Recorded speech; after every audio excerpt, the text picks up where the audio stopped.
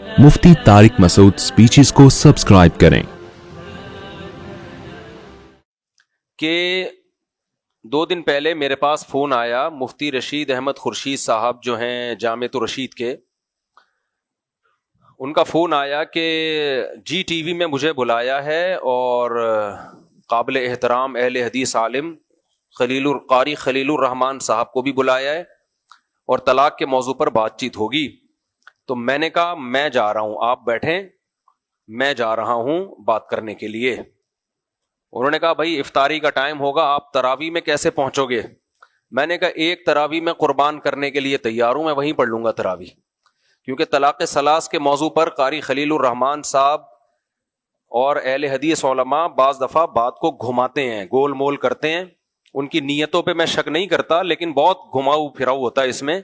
तो मैंने कहा मुझे जाने दें आप। लेकिन बहरहाल तरावी का भी मसला था और ये भी यकीन नहीं था कि 3 तलाक पे बात होगी भी कि नहीं होगी, क्योंकि मौजू ये था कि तलाक की बढ़ती हुई शरह।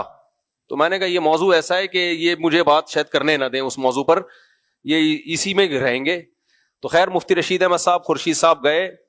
एक चीज़ उन्होंने अच्छी की, वो खुद भी उनको ख्याल होगा, मेरा भी मशवरा था उसमें कि भाई आप वो तो कुछ दलाइल है ना, प्रिंट आउट निकाल लें उसका।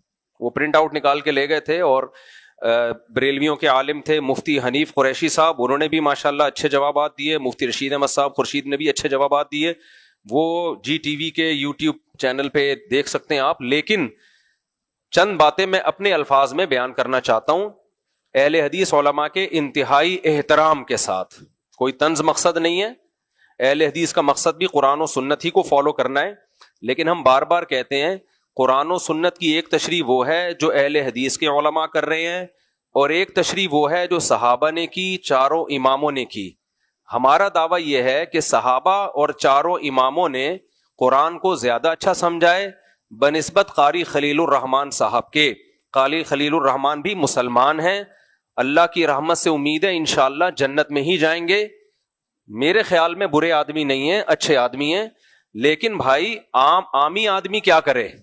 लोग इतना कंफ्यूज होते हैं, यार वो कुछ कह रहा है, वो कुछ कह रहा है, वो ये कह रहा है, वो ये कह रहा है। लोग मुर्तद हो जाते हैं, इससे मुर्तद हो जाते हैं। भाई छोड़ दो इस्लाम को, हर चीज में कंफ्यूजन पैदा कर दी है इन लोगों ने, मौलवियों ने। नीचे कमेंट्स भी आ रहे होते हैं लोगों के, भाई क्या करें हम? तो मैं आपसे कहता हूं, देखो कुरान और हदीस से दलील सब पकड़ते हैं।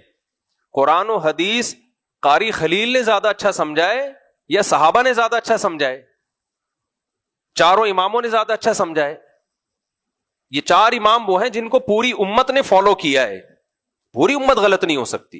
तो मैं 3 तलाक के बाद, क्योंकि ये मौजूद चल गया है मीडिया पे, मेरा जो डिटेल में बयान है इस बारे में, मेरे जो तफसीर के लेक्चर हैं मुफ्ती तारिक मसूद स्पीचेस, उसमें लेक्चर नंबर 100 से लेके 107 तक 7 लेक्चर हैं इस पे।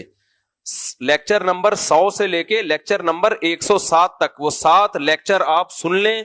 दूध का दूध पानी का पानी कर दिया मैंने इस मसले में। इनके तमाम दलाइल के जवाबात, और सहाबा के क्या दलील थी सहाबा के पास 3 तलाक को 3 कहने की, चारों इमामों के पास क्या दलील थे, वो इतने वाजे हैं 2 और 2 4 की तरह। मैं समझता हूं कोई अहले हदीस आलिम अगर वो लेक्चर सुनेगा, मेरा नहीं ख्याल कि उसके बाद वो ये कहने की कभी जुर्रत करेंगे कि कोई दे 3 तलाकें और वो काउंट कितनी हो, 1 हो। वो एक दफा सुन लें आप। अभी मैं मुख्तसर जवाब दे देता हूं। कारी खलील साहब ने 2 दलीलें दी हैं कल या 2-3 दिन पहले जो जी टीवी में। एक दलील तो हजरत रुकाना रजी अल्लाह तआला अन्हु की दी है कि नबी की मजलिस में उन्होंने बताया कि मैंने एक मजलिस में 3 तलाकें दी हैं, तो नबी ने फरमाया वो 1 तलाक है।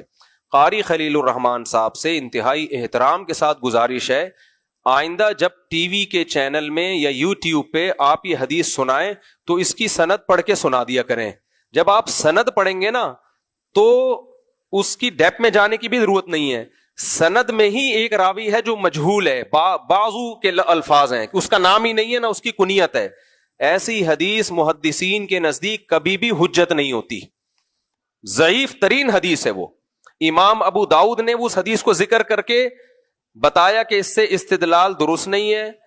हाफिज इब्ने हजर, जितने बड़े बड़े मुहद्दिसीन हैं, सब ने कहा कि यह हदीस सही नहीं है। तो कारी खलीलुर रहमान साहब इतना अहम मसला बीवी के हलाल या हराम होने का اور قرآن طلاق کے مسائل بیان کر کے بتاتا ہے کہ اللہ کی آیات کا مذاق مت بناؤ. آپ صبح و شام قرآن حدیث کر رہے ہیں اور اتنی کمزور ترین حدیث آپ لوگوں کے سامنے پیش کر رہے ہیں. میرا خیال ہے یہ علمی خیانت ہے. البانی نے اس حدیث کو حسن کہہ دیا تو اس سے حسن نہیں ہو جاتی. البانی سے پہلے جتنے لوگ گزرے ہیں سارے کمزور قرار دے رہے ہیں. اور حافظ زبیر علی زئی جو اہل حدیثوں کے بڑے عالم گزرے ہیں, کہتے ہیں اہل حدیث کے بڑے عالم تھے ہمارے, انہوں نے اس حدیث کو ضعیف قرار دیا ہے. یہ سارے ریفرنسز میرے پاس موجود ہیں, ان کا کوئی بھی اہل حدیث انکار نہیں کر سکتا. آپ بولیں اہل حدیث سے پوچھے حافظ زبیر علی زئی نے اس حدیث کو کیا کہا ہے, امام ابو داؤد نے اس کے بارے میں کیا تبصرہ کیا ہے, حافظ ابن حجر نے اس حدیث کے بارے میں کیا تذکرہ کیا ہے. یہ حدیث جو صحیح سند سے ہے وہ کتاب الام للشافعی میں امام شافعی نے اپنی سند سے بیان کیا اس حدیث کو. اس میں یہ نہیں ہے کہ ایک مجلس میں 3 طلاقیں دی تھیں, اس میں یہ کہ طلاق کا لفظ 3 دفعہ دہرایا تھا اور نیت ایک کی تھی. نبی نے ان سے قسم اٹھوائی کہ کیا واقعی قسم اٹھاتے ہو ایک کی نیت تھی؟ انہوں نے کہا اللہ کی قسم ایک کی نیت تھی. آپ نے فرمایا ٹھیک ہے پھر یہ ایک ہے, کیونکہ بعض دفعہ ایک لفظ کو 3 دفعہ دہرایا جاتا ہے تاکید کے لیے. ایک سانپ نظر آتا ہے, آپ کہتے ہو سانپ سانپ سانپ, تو ہوتے کتنے ہیں وہ ایک.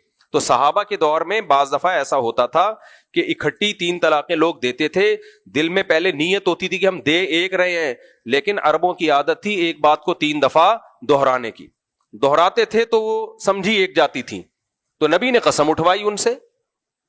یہ امام شافعی کی حدیث ہے اور صحیح سند ہے. اس کی سند پہ میں نے پورا کلام کیا اپنی کتاب میں, اور اس چینل پہ جو اپلوڈ کیا ہے نا اس میں بھی بالکل بے غبار سند ہے. فرض کر لو یہ سند بھی صحیح نہیں ہے, فرض کر لو, تو وہ کون سا صحیح ہے؟ تو اس سے پتا چلا حضرت رکانہ کی حدیث سے استدلال درست ہی نہیں ہے. پھر یہ بھی ٹھیک نہیں وہ بھی ٹھیک نہیں. تو کتنی واضح اس بارے میں ہے. تو نبی صلی اللہ علیہ وسلم کے دور میں بعض دفعہ ایک لفظ کو 3 دفعہ دہرایا جاتا تھا. نیت کس کی ہوتی تھی؟ ایک کی. حضرت عمر رضی اللہ تعالیٰ عنہ کا جب زمانہ آیا